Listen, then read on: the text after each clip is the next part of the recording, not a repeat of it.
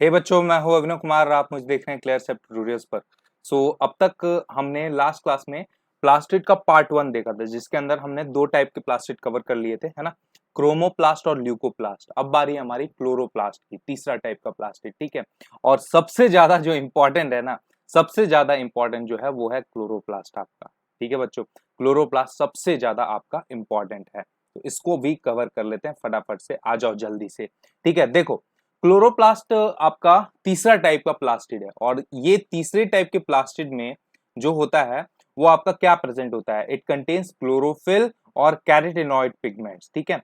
It contains chlorophyll and carotenoid pigments, और ये carotenoid pigments और क्लोरोफिल जो है वो रिस्पॉन्सिबल होते हैं किसके लिए? For trapping light energy, for trapping light energy. तो इसका मतलब इससे अपने को समझ में आ रहा है कि ये जो क्लोरोप्लास्ट है ये भर भर के प्लांट्स में होगा, और या फिर ऐसे ऑर्गेनिजम्स में होगा जो कि फोटोसिंथेसिस में जिनका रोल होता है, ठीक है बच्चों, ठीक है, राइट। तो ऐसे ऑर्गेनिजम्स में ये जो प्लास्टिड है ये भर भर के होगा, ठीक है। क्लोरोप्लास्ट सबसे इंपॉर्टेंट आपका प्लास्टिड है। कोई दिक्कत? तो इस पर मैं स्टार मार्क्स लगा रहा हूं। अब आ जाओ, थोड़ा देखते हैं इसको डीप में, स्ट्रक्चर को समझते हैं पहले तो, और स्ट्रक्चर से ही आपका पूरा टॉपिक ये क्लियर हो जाएगा। क्लोरोप्लास्ट देखो, ध्यान से समझना बच्चों। ये जो है ना, आपको सबसे पहले दिख रही है, सबसे पहले आउटर आउटर मेम्ब्रेन आपको दिख रही है। ये है आउटर मेम्ब्रेन, ये है आउटर मेम्ब्रेन, ठीक है। और उसके बाद यहां पर दिख रहा है तुमको इनर मेम्ब्रेन, ठीक है, इनर मेम्ब्रेन, ठीक है। और अब इनर मेम्ब्रेन जिस चीज को लिमिट करके रखा हुआ है, ठीक है, जिस चीज की लिमिटिंग बाउंड्री है, वो चीज क्या है? दैट दैट जिस स्पेस की लिमिटिंग बाउंड्री है, दैट इज कॉल्ड स्ट्रोमा, ठीक है। Space limited by inner membrane. कोई दिक्कत, कोई प्रॉब्लम? ठीक है। और इस स्ट्रोमा के बीच अंदर ही, इस स्ट्रोमा के अंदर ही सारी चीजें प्रेजेंट है तुम्हारे पास, ठीक है। अब समझो, ध्यान से समझना, ध्यान से समझते रहना एक एक चीज को। इस स्ट्रोमा के अंदर double stranded circular DNA present है। इस स्ट्रोमा के अंदर राइबोसोम्स प्रेजेंट है, और राइबोसोम 70s प्रेजेंट होते हैं, 70s के, ठीक है। हालांकि यूकैरियोटिक जो राइबोसोम होता है वो होता है हमारा कौन सा? वो होता है यूकैरियोटिक राइबोसोम हमारा होता है बच्चों 80s, है ना। अपने को मालूम है, देखो यहाँ पर अभी पढ़ाएंगे, राइबोसोम भी पढ़ाएंगे नेक्स्ट क्लास में। तो 80s होता है राइबोसोम, और प्रोकैरियोटिक राइबोसोम 70s होता है। मतलब कि प्रोकैरियोटिक सेल का राइबोसोम जो होता है वो 70s होता है, और यूकैरियोटिक सेल का राइबोसोम जो होता है वो 80s होता है। लेकिन यूकैरियोट्स के अंदर ये ऑर्गेनल है, ये ऑर्गेनल के अंदर ये राइबोसोम है, और ये जो राइबोसोम है वो कौन सा है? वो है 70s। सो 80s यूकैरियोटिक राइबोसोम्स के अंदर क्लोरोप्लास्ट प्रेजेंट है, और उस क्लोरोप्लास्ट के अंदर जो राइबोसोम प्रेजेंट है वो है 70s टाइप का राइबोसोम। उसी तरीके से माइटोकॉन्ड्रिया के अंदर भी जो राइबोसोम प्रेजेंट था वो भी तो 70s था, याद है ना, पढ़ा था अपन ने। ये सबसे पहली, ये अपनी दोनों बात होगी। DNA double stranded circular DNA, यहां पर भी वही है, क्लोरोप्लास्ट में भी और माइटोकॉन्ड्रिया में भी अपने पास क्या था? Double stranded circular DNA. अब आती है यहां पर मोस्ट इंपॉर्टेंट पार्ट। ध्यान से बच्चों, देखो, जब मैं एक सर्कल बना रहा हूं ऐसे, तो ये हो गया मेरा थाइलेकॉइड। ये क्या कहलाएगा मेरा? This is called thylakoid, thylakoid. और जब मैं ऐसे बहुत सारे सर्कल बना रहा हूं, एक के ऊपर एक, जैसे सिक्का रखा होता है, एक के ऊपर एक सिक्का होता है ना, ठीक है, चिल्लर सिक्का, ठीक है, एक के या फिर दो के, तो एक के ऊपर एक रख देते हो ना तुम, तो वैसा अगर रखा हुआ है, इन्हीं थाइलेकॉइड्स को हम वैसे रख दे रहे हैं, तो उस चीज को हम लोग बोल देते हैं ग्रेना। क्या बोल देते हैं बच्चों? ग्रेना। ग्रेना तो हम लोग बोल रहे हैं इसको, ठीक है। अब समझो, ये एक ग्रेना है, तो इसको हम लोग क्या बोलेंगे? ग्रेनम बोलेंगे, ग्रेनम बोल देंगे, ठीक है। ये एक ग्रेना है, ये पूरा एक ग्रेना है। अब ऐसे बहुत सारे हो सकते हैं, ऐसे बहुत सारे हो सकते हैं। जैसे फॉर एग्जाम्पल तुम अपने डायग्राम में देखो, यहाँ पर देखो, यहाँ पर देखो, एक ग्रेना, दो ग्रेना, तीन ग्रेना, चार ग्रेना, पांच, ये 1 granum, 2 granum, 3 granum, 4 granum, 5 granum, तो सबको कलेक्टिवली हम लोग क्या बोलेंगे? सबको कलेक्टिवली हम लोग क्या बोलेंगे? सबको कलेक्टिवली हम लोग बोलेंगे ग्रेना। और अगर एक एक है तो उसको हम लोग क्या बोलेंगे? ग्रैनम। तो सिंगुलर जो वर्ड है यहाँ पर ग्रैनम है, और ग्रैना क्या है हमारा? वो प्लूरल वर्ड है, मतलब बहुत सारे अगर आ गए, ठीक है, तो वो हो गया हमारा ग्रैना, और अगर एक ही है तो वो हो गया ग्रैनम, ठीक है। तो थाइलेकॉइड्स, इसका मतलब क्या होता है? That thylakoids arrange like piles of coins. देखो यहाँ पर ध्यान से देखो, ये सारी चीजें अभी मैंने बताई यहाँ पर, ये है ना, ये पूरा क्या कहलाएगा बच्चों? ये कहलाएगा ग्रैना, सिंगुलर होता है ग्रैना, ठीक है। तो ये अगर हम मैं पर्टिकुलर इसको बोलूं तो दिस इज कॉल्ड ग्रैनम, ठीक है। और अगर बहुत सारे ऐसे रहते, ऐसे बहुत सारे रहते, ठीक है, तो उसको मैं क्या बोल देता? ग्रैना बोल देता, ठीक है। और इसका मतलब क्या होता है? That thylakoids arrange like piles of coins, ठीक है, ओके। नाउ अब देखो यहां पर, देखो ध्यान से, थाइलेकॉइड, थाइलेकॉइड कैसा होता है? It is a flatten membranous sac. फिर से सैक का मतलब क्या होता है? सैक का मतलब जगह, एक flatten, flat membranous sac, flat होता है और मेम्ब्रेनस जगह होता है, ठीक है, फ्लैट मेम्ब्रेनस सैक, ठीक है, मतलब फ्लैट मेम्ब्रेनस सैक होता है, ठीक है, फ्लैट होता है, सर्कुलर वगैरह नहीं होता है, और जिसके अंदर क्या प्रेजेंट होता है? क्लोरोफिल पिगमेंट प्रेजेंट होता है। ध्यान से सुनना बच्चों, इस थाइलेकॉइड के ऊपर ये छोटे छोटे छोटे छोटे प्रेजेंट होता है कुछ ऐसे, देख रहे हो? ये छोटा छोटा कुछ ऐसे प्रेजेंट होता है, ठीक है। और इसको क्या बोलते हैं? What are these? What is this बच्चों? What is this? एटा की, बोलो, एटा की बच्चों, यही तो है जान वाली चीज, काम वाली चीज, ठीक है, ध्यान से समझना। ये है क्वांटाजोम्स, ये क्या है? क्वांटाजोम्स, ठीक है, क्वांटाजोम्स है ये, ठीक है, ये है quantasomes. What are quantasomes? What is quantasomes? तो quantasomes are photosynthetic functional unit, these are photosynthetic functional unit, ठीक है, which consists 230 to 400 molecules of pigments, which contains which consists 230 to 400 molecules of pigments, ठीक है, बात समझ में आ रही है बच्चों? तो these are the photosynthetic functional unit, ठीक है, राइट। अब आ जाओ, सवाल होता है, सर अभी अभी आपने बोला, अभी अभी आपने बोला कि बच्चों प्लूरल और सिंगुलर का ज्ञान अभी आप दे रहे थे ना हमें, तो वो जो प्लूरल और सिंगुलर का ज्ञान दे रहे थे उसमें प्लूरल अगर होगा तो उसको हम लोग ग्रैना बोल देंगे, है ना। ऐसा स्ट्रक्चर, ये वाला स्ट्रक्चर जो होगा, ये अगर प्लूरल होगा, बहुत सारे ऐसे स्ट्रक्चर, तो उनको कलेक्टिवली हम लोग ग्रैना बोल देंगे, बोला अभी आपने। अगर ये एक ही प्रेजेंट है तो इसको तुम ग्रैनम बोल दोगे, ये अभी आपने सिखाया। तो सर ये जो स्ट्रक्चर आप बता रहे हो हमें, क्लोरोप्लास्ट, इस स्ट्रक्चर के अंदर बहुत सारे ग्रैना होंगे, मतलब ग्रैना होंगे मतलब बहुत सारे ग्रैनम होंगे, वो जो ग्रैनम जो होंगे वो आपस में जुड़े भी तो होंगे, ठीक है ना, वो आपस में जुड़े भी तो होंगे, तो वो जुड़े किस चीज से रहेंगे सर? इसके बारे में बताइए ना सर प्लीज। तो ये किससे जुड़े रहेंगे? ये जुड़े रहेंगे बच्चों, these will these will attach together, these will join, interconnected together with stroma lamellae। क्या ले लिया मैंने यहाँ पर? देखो ये मतलब एकदम पोपट, दिमाग का भाजी वाला हो जाता है बच्चों, है ना, कभी कभी। तो ये हो जाता है स्ट्रोमा लैमेले, ये जो लाइनिंग है ना, what is this? This is stroma लैमेले।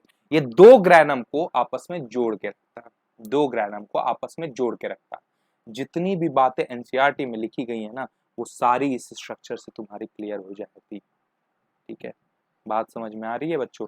जितनी भी बातें लिखी गई है इस टॉपिक के बारे में, तो इसको अपन बोलते हैं स्ट्रोमा लैमेले से, ठीक है, स्ट्रोमा लैमेले बोलते हैं। तो स्ट्रोमा लैमेले के वजह से ये क्या होता है, दो ग्रैनम आपस में एक दूसरे से इंटरकनेक्ट रहते हैं, ठीक है। It is what is this stroma lamellae? so this is flat membranous tubules connecting the thylakoids। कोई दिक्कत, कोई प्रॉब्लम? तो ये हो गया हमारा क्लोरोप्लास्ट की इतनी बातें। अब कुछ और बातें समझ लो, ठीक है। देखो ज्यादातर क्लोरोप्लास्ट जो होते हैं ना, ग्रीन प्लांट्स में तुम्हारे पाए जाते हैं, ठीक है, और ग्रीन प्लांट्स में भी जो उनके अंदर लीव्स है, ग्रीन प्लांट्स के जो लीव्स है उसमें जो मीजोफिल सेल्स है उसके अंदर पाया जाता है। ठीक है, अब मीजोफिल सेल्स क्या होता है तो इसकी चर्चा हम लोग प्लांट फिजियो जब पढ़ेंगे ना बच्चों तो उसके अंदर करेंगे। अभी तो फिलहाल में सिर्फ इतना ध्यान रखो क्योंकि ये प्लांट फिजियो का टॉपिक नहीं है। ठीक है, तो अभी यहाँ पर नहीं करेंगे ना। ये भी पॉइंट कभी कभार ये भी पॉइंट जो है, अच्छा, their number varies from 1 per cell of Chlamydomonas a green alga to 20 to 40 पर सेल इन द मीजोफिल। ठीक है, ये पढ़ लेना, ये भी इंपॉर्टेंट ही है। ठीक है, नाउ नेक्स्ट इसके अंदर तुमको बस जो बता रहा हूं वही याद रखना है। तुमको स्पाइरल रखना है याद, स्पाइरोगायरा का। ठीक है, और कप शेप रखना है तुम्हारा क्लेमाइडोमोनास का। ठीक है, कप शेप क्लेमाइडोमोनास का, और उसके बाद बस, और एक डिस्कॉइडल और ओवल। डिस्कॉइडल, डिस्कॉइडल का मतलब समझ रहे हो, डिस्क मतलब समझ रहे हो, पुराने में डिस्क भरवा लेते थे ना, गोल गोल डिस्क होती थी, है ना, मूवी देखने के लिए। ठीक है, सीडी, अरे सीडी नलायको, तो दैट इज कॉल्ड डिस्क। ठीक है, सो हायर प्लांट्स में डिस्कॉइडल और ओवल शेप का, तो ये तीन याद रखो, कोई दिक्कत कोई प्रॉब्लम। अब आ जाओ बच्चों, देखो बेसिकली हमने क्लोरो ये तो खत्म कर लिया। ठीक है, लेकिन अभी भी ये खत्म होते हुए भी नहीं खत्म है ये टॉपिक हमारा प्लास्टिड। प्लास्टिड पूरी खत्म कर लिया अपन ने, लेकिन खत्म होते हुए भी नहीं खत्म है। क्यों?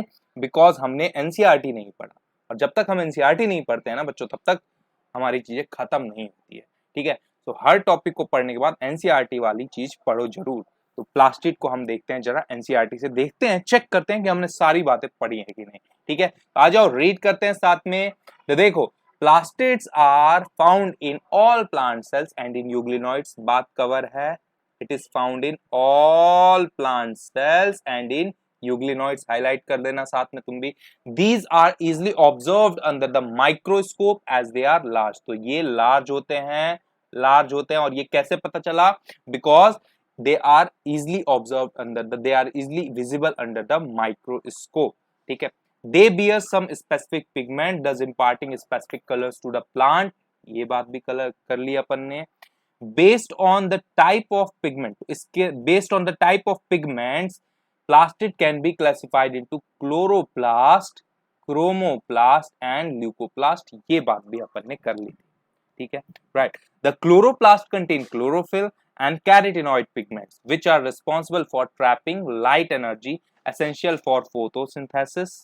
ठीक है, right बच्चों, okay, now next, in the chromoplast fat soluble carotenoid pigments like carotenes, xanthophylls and others are present, this gives the part of the plant a yellow, orange or red color, so these are the characteristic colors, these are the characteristic colors of fat soluble carotenoid pigments like xanthophylls and others। ठीक है, carotenes, xanthophylls और others। ठीक है, जैसे कि तुम्हारा red colour कौन से प्लास्टिक की वजह से होता है बच्चों? Red colour lycopene. ठीक है, याद करो, अभी पिछले लेक्चर में अपन ने पढ़ा था, अरे याद है ना प्लास्टिड में? ठीक है, पिछले लेक्चर में पढ़ा था। नाउ नेक्स्ट आगे देख लेते हैं, आगे क्या है? आगे the leucoplast are the colourless plastids of varied shapes and sizes with stored nutrients. ठीक है, तो जैसे कि एमाइलोप्लास्ट जो है वो स्टोर करके रखता है कार्बोहाइड्रेट को, स्टार्च जैसे कि पोटैटो में पाया जाता है।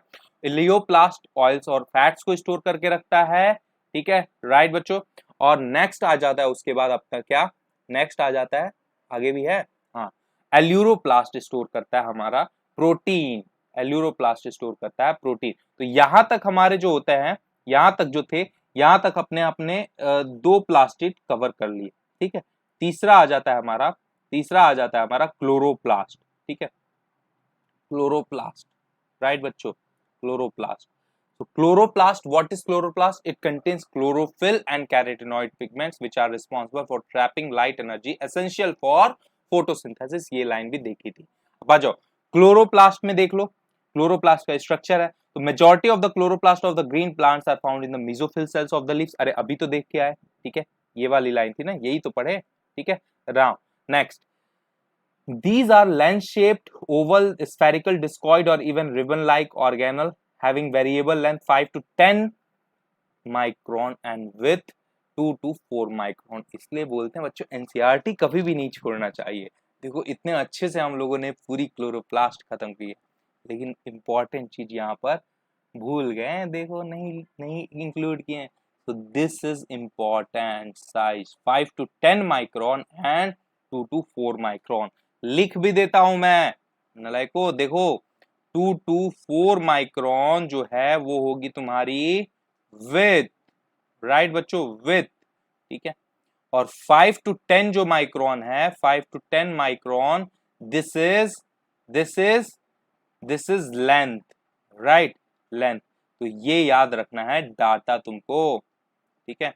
आ जाओ आगे बढ़ जाते हैं बच्चों, आगे, ठीक है। The number varies 1 per cell of the Chlamydomonas, a green alga to 24 to 40 per cell in the mesophyll। ये पढ़ लिया है। अब देखो, like mitochondria the chloroplast are also double membrane. भाई सही बात है, दो मेम्ब्रेन होता है, आउटर मेम्ब्रेन और इनर मेम्ब्रेन होते हैं, क्लियर है, ठीक है। Of the two the inner chloroplast membrane is relatively less permeable, ठीक है।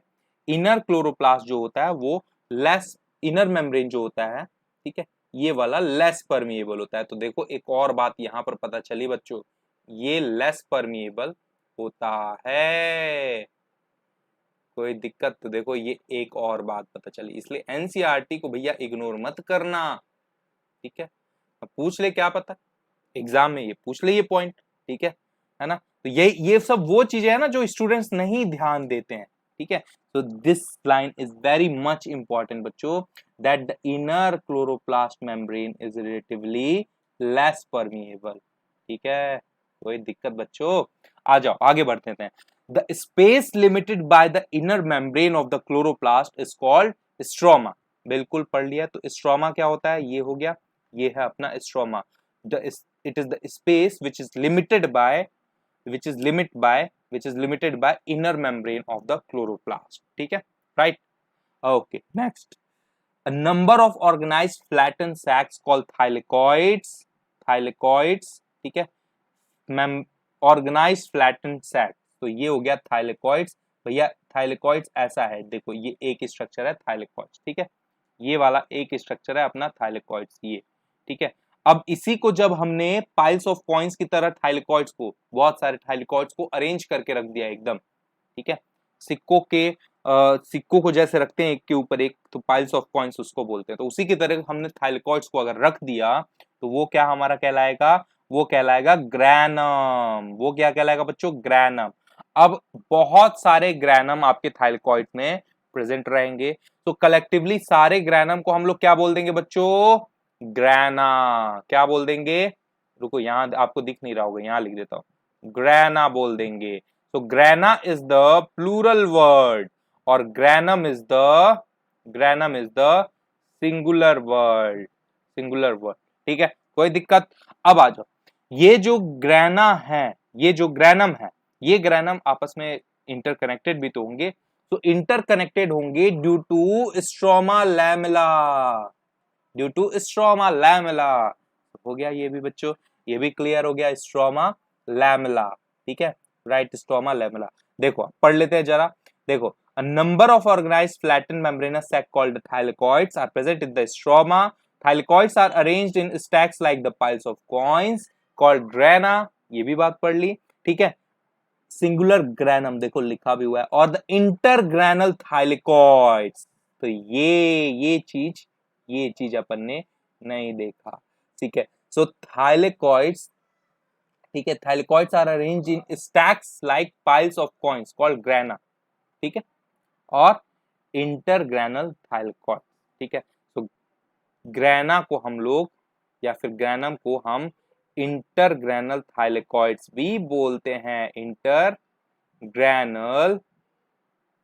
थाइलेकॉइड्स भी बोलते हैं, ठीक है, राइट बच्चों, थाइलेकॉइड्स। तो ये एक नाम भी आपको याद रखना है, ठीक है। देखो एनसीईआरटी में कितनी बातें निकल गई। Now in addition there are flat membranous tubules, the stroma lamella जो कि कनेक्ट करता है ग्रैना को, कनेक्टिंग द थाइलेकॉइड्स, ठीक है, ऑफ डिफरेंट ग्रैना, ठीक है, okay. Now the membrane of the thylakoids enclose a space called a lumen, ठीक है। द स्ट्रोमा ऑफ द, अब इसी ल्यूमेन में क्या प्रेजेंट होता है बच्चों, इसी ल्यूमेन्स में तुम्हारा पिगमेंट प्रेजेंट होता है ना, right, okay. The stroma of the chloroplast contains enzymes required for the synthesis of carbohydrates and proteins, ठीक है। Stroma of the chloroplast contains enzymes, तो इसको भी तुमको मार्क करके लिखना है कि इसके अंदर क्या होगा बच्चों, इसके अंदर होगा तुम्हारे पास प्रेजेंट एंजाइम्स, ठीक है, एंजाइम्स, एंजाइम्स प्रेजेंट होंगे जो कि जरूरत होगा, बहुत ही ज्यादा रिक्वायरमेंट होती है इसकी हमें for the synthesis of what, carbohydrates and proteins, for the synthesis of what, carbohydrates and proteins, for the synthesis of carbohydrates and proteins, कोई दिक्कत, कोई प्रॉब्लम? तो ये हो गया इस ट्रॉमा के बारे में। नेक्स्ट चीज आ जाओ, नेक्स्ट चीज, अगला point, it also contains small double stranded circular DNA, बात मालूम है अपने को, राइबोसोम्स, बिल्कुल कौन सा टाइप का राइबोसोम्स होता है अपने पास, 70S, ठीक है, अच्छा लिखा हुआ है, ठीक है, okay. Chlorophyll pigments are present in thylakoids, ठीक है, बिल्कुल ये भी बात, तो ल्यूमेन में प्रेजेंट होता है, ये भी सीख लिया। The ribosomes of the chloroplast are smaller 70S than the cytoplasmic ribosomes 80S, कोई दिक्कत?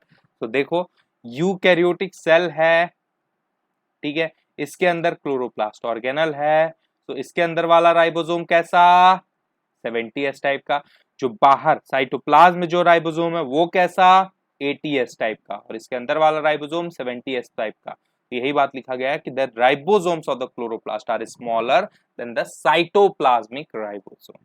सो दिस इज ऑल अबाउट बच्चों प्लास्टिड, ठीक है, दो पार्ट में हमने प्लास्टिड को एकदम अच्छे से कवर कर लिया, ठीक है, राइट। यहाँ पर देखो, यहां से अपन ने स्टार्ट किया था ना, यहां से, ये रहा, यहां से स्टार्ट किया था, ठीक है, राइट, पिछले लेक्चर में यहां से स्टार्ट किया था, ठीक है। तो अगर आप चैनल पर नए हो बच्चों, तो इस चैनल को सब्सक्राइब करो, बहुत ही इंपॉर्टेंट लेक्चर्स, कंसेप्ट और एकदम मजेदार तरीके से, एकदम बेहतरीन तरीके से आपके लिए अपलोड हो रहे हैं इस पर, ठीक है, वीडियोज आ रही है जो आपको इस पेंडेमिक के दौरान में, इस ऐसी त्रासदी के दौरान में, ठीक है, जो कि हमारी कंट्री है जो ऐसे त्रासदी से जूझ रही है, इसमें बहुत ही हेल्प पहुंचा सकती है, बहुत ज़्यादा हेल्प आपको पहुंचा सकती है। सो इस वीडियो को ना, इन वीडियोस को आप बहुत जगह तक पहुंचाओ बच्चों, ठीक है, बहुत जगह तक पहुंचाओ, ताकि स्टूडेंट्स के पास, एस्पिरेंट्स के पास एक और टीचर का ऑप्शन आ पाए, ठीक है, एक और टीचर का ऑप्शन आ पाए, ठीक है, क्योंकि हर स्टूडेंट को, हर एस्पिरेंट को ये जरूरी नहीं है कि जो भी मतलब टॉप पर एजुकेटर्स हैं उन्हीं से ही समझ में आ जाए, कुछ तो ऐसे होते होंगे जिनको उनसे भी नहीं समझ में आ रहा होगा, क्या पता शायद उन्हें मुझसे समझ में आ जाए, ठीक है। सो ऐसे डिफरेंट होता है, स्टूडेंट के लिए भी टीचर डिफरेंट होता है, बहुत से होते हैं, ठीक है, हम भी पढ़ते थे तो हमें फिजिक्स वाले टीचर अच्छे नहीं लगते थे, केमिस्ट्री वाले टीचर अच्छे लगते थे, क्योंकि उनसे बातें समझ में आती थी, लेकिन उस समय में इतना ऑनलाइन वो नहीं था, अब अपने को तो पढ़ना उन्हीं से पढ़ता था, ठीक है, ठीक है, तो इतना ऑनलाइन एक्सपोजर ना होने की वजह से फिजिक्स हो गई डब्बा गुल, ठीक है, बात समझ में आ रही है, नील बट्टे सन्नाटा हो गया फिजिक्स में, कोई दिक्कत? तो यहाँ पर अपनी क्या हो गई, फिजिक्स कमजोर, समझ पे आ रहे हो बच्चों, ठीक है। तो आज के टाइम में जहां पर इतना ऑनलाइन एक्सपोजर है, तो बनता है बॉस की हर टीचर, हर स्टूडेंट्स को अपने मनपसंद का टीचर मिले। मनपसंद का टीचर बोलने का मतलब ये है कि जिससे उसको समझ में आ पाए, बस, ठीक है, जिससे उसको समझ में आ पाए, ठीक है। तो इसलिए स्टूडेंट के पास ऑप्शन हो, ठीक है, स्टूडेंट्स को हेल्प मिले, इसलिए आप इन वीडियोस को शेयर करो, इन लेक्चर्स को शेयर करो। लव यू ऑल बच्चा पार्टी, मिलते हैं नेक्स्ट क्लास में, और नेक्स्ट क्लास में हम लोग पढ़ेंगे राइबोसोम्स, ठीक है, लव यू ऑल।